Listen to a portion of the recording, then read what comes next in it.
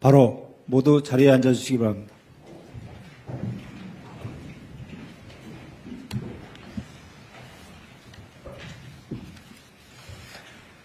지금부터 제27차 수석 보좌관 회의를 시작하겠습니다. 대통령님의 모든 말씀이 있겠습니다. 네, 수석 보좌관, 비서관 여러분, 일이 많죠? 힘들죠? 아닙니다 소리는 아주 약하게 들리고. 근데 또 뭐 병원 간 직원들이 있다면서요? 아마도 청와대 업무가 워낙 경무라서 이 근무 시간도 새벽부터 밤늦게까지 또 뭐 주말도 없이 너무 오랫동안 강행군을 했는데, 물론 뭐 일을 어떻게 놓거나 뭐 떠밀릴 수도 없는 상황이라 이해는 하는데, 좀 비서실장께서 좀 대책을 강구를 좀 하십시오. 이게 이제 뭐 장기전을 해야 되는데 초기야 어떻게 견딘다고 하지만 계속 이러면 이게 견뎌나가기가 어려울 것 같아요. 혹시 뭐 정원 규정이 있어서 그런지 모르겠는데, 노는 것도 아니고 열심히 하는데, 누가 그런 얘기 하더라고요, 전에. 우리는 눈 뜨면 출근, 눈 감으면 퇴근이다. 공무원한테 휴일 밤이 어디냐 그랬더니 악덕 사업주라고. 그게 바로 악덕 사용자다. 모범적 사용자가 될 대통령이 그렇게 워라밸을 부인하고 아니 그렇게 혹사시키면 되겠냐. 근데 사실은 일리 있는 말이죠. 근데 뭐 정무직 공무원이라고 하는 게 그렇게 뭐 모든 걸 다 지켜서 하긴 어려운 건 또 현실이기도 하죠. 그래도 뭐 권력을 남용하고 누리면서 일도 안 하고 그러면 몰라도 그게 아니고 정말 최선을 다하는데 이렇게 막 쓰러지고 이런 상황이 발생하면 그것도 바람직한 일은 아니어서, 필요하면 혹시 정원 규정에 문제가 없으면 또는 정원 규정을 고쳐서라도, 너무 업무가 과중한데 인력 보강도 좀 하시고요. 원래 휴일 아니면 야근 이런데 대체 인력이 원래 있어야 되잖아, 원래 법률상. 그래서 그런 점도 고려를 해서 좀 그 인력 운영 방안을 좀 강구를 좀 하시고요. 그다음에 여러분도 좀 쉬어가면서 하세요. 근데 할 일은 다 하고. 할 일 안 하는 건 안 되고. 무지하게 어려운 거긴 한데,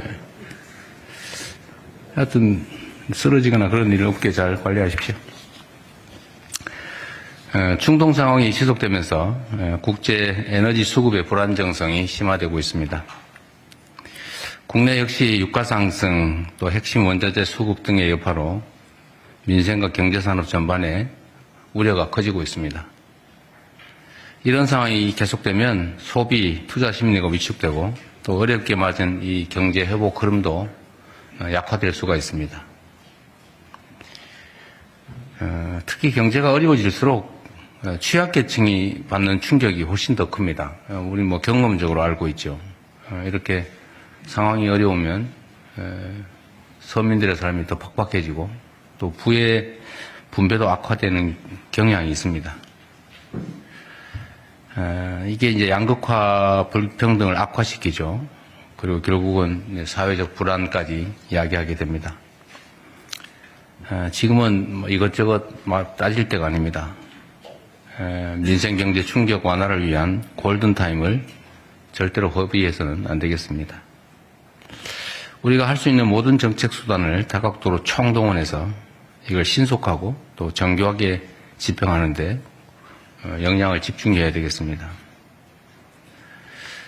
상반기 공공요금 동결, 또 뭐 농축수산물 할인 지원 확대 등을 포함해서 유류세나 뭐 화물차, 대중교통, 농업인에 대한 유가보조금 지원에 속도를 내야 되겠습니다. 제가 한번 말씀드렸기도 한데, 우리가 이제 지원 방식이 다양하죠. 예를 들면 직접 지원, 간접 지원, 뭐 조세 지출하는 방법도 있고, 재정 지출하는 방법도 있고, 다양한데, 이게 일률적으로 하게 되면, 양극화 심화를 막기가 어렵죠. 그리고 추세적으로 양극화는 심화되는데, 불평등도 심화되는데, 똑같이 처우하면 사실은 그걸 악화시키는 결과를 빚게 되죠. 그래서 약화될 수 있도록 해야 되고, 그러려면 직접 지원 방향으로 바꾸고 또 차등 지원을 통해서 어려운 쪽에 더 많은 지원이 될 수 있도록 하는 게 필요하지 않을까 싶습니다. 이런 인식들이 있는데, 우리가 조세 연간 감면액이 한 70조 된다 그랬던가요? 80조? 근데 그거는 이제 간접적으로 느끼지 못하게 그냥 깎아주는 거니까, 잘 못 느끼는데, 또는 뭐 세금을 일률적으로 깎든지 아니면 일반적 지원 형태, 뭐 유류세 감면처럼 일반적 지원을 하게 되면 사실 잘 못 느끼는데, 예를 들면 이제 특정해서 재정 집행의 효율성을 높이기 위해서 계층 타겟을 명확하게 해서 차등적으로 지원하면 이제 직접적으로 차등적인 지원을 하게 되니까 매우 재정 집행이 효율적이긴 한데, 이걸 보면 또 퍼준다, 포퓰리즘이다 이렇게 비난하고 발목을 잡는 경우들이 많이 발생합니다. 눈에 띄니까, 또 차등이 눈에 보이니까. 그런데 그런 비난들은 사실 바람직하지는 않죠. 그래서 꼭 필요한데, 직접 지원을 하는 것이, 또 직접 지원을 하더라도 현금 지원하기보다는 뭐 지역화폐 형태로 지급해서 전액 매출로 소상공인 지역상권의 매출로 전환하면 이중 효과가 있는 거 아닌가 싶어요. 그런 점들을 감안해서 정책 판단을 해 주시기 바랍니다. 나프타 같은 핵심 원자재 물량 확보도 총력을 기울여야 되겠습니다. 마침 식용유, 라면 생산업체들이 내달 출고분부터 일부 제품 가격을 최대 2자릿수까지 인하한다고 보고를 받았습니다. 국민의 물가 부담 완화와 민생 안정에 큰 도움이 될 것입니다. 아마도 이런 변화의 시기에 상품 가격을 내리는 경우는 아마 거의 처음 아닌가 싶은 생각이 드네요. 위기 극복에 동참해 준 기업들에게 감사 인사를 드립니다. 사실 뭐 기업들도 그렇게 녹록하지는 않을 겁니다. 이게 국제 경쟁이라고 하는데 노출돼 있어서 무한 경쟁을 해야 되는 상태라 좀 할 수 있는 범위 내에서 최대한 이익을 확보해야 된다는 점을 이해하긴 하지만, 전 세계적으로 대한민국 물가가 가장 비싼 축에 속한다고 하고, 또 서민들의 삶이 팍팍하기 때문에 어려운 시기에 우리 공동체 일원으로서 조금의 양보를 한다, 또 어려움을 함께 나눈다, 이렇게 생각해 주시기를 부탁드립니다. 그리고 이게 지금 특정 상품 몇 개가 문제가 아니고 전체적으로 산업 전반이 독과점화돼 가면서 국제 경쟁 때문에 어쩔 수 없는 측면이 있죠. 독과점화되고 규모가 커지면서 사실은 독점적 지위, 과점적 지위를 남용하는 상황이 많이 발생하고 있어요. 이런 영역들을 잘 찾아내서 부당하게 이익을 취하는, 그래서 부당하게 물가를 과중하게 부담시키는 그런 품목들에 대한 조사, 추적, 그다음 시정 조치에 또 적극적으로 각 부처들이 나설 수 있게 해주시기 바랍니다.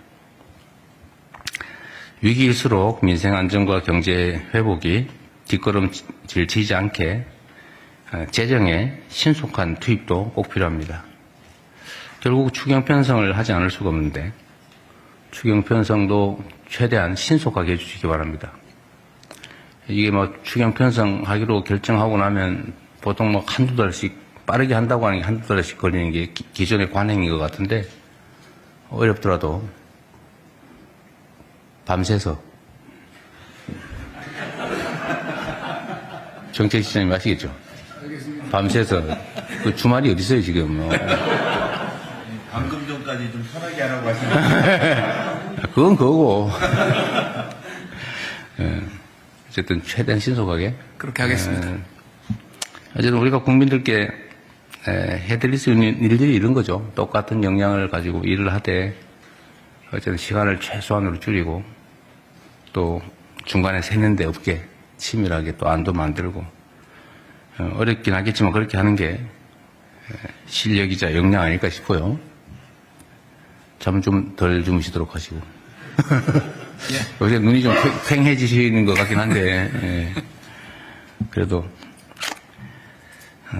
인생살이 팍팍해서 가족들 끌어안고 죽어버릴까, 그런 생각하는 사람들에 비하면 행복하지 않습니까?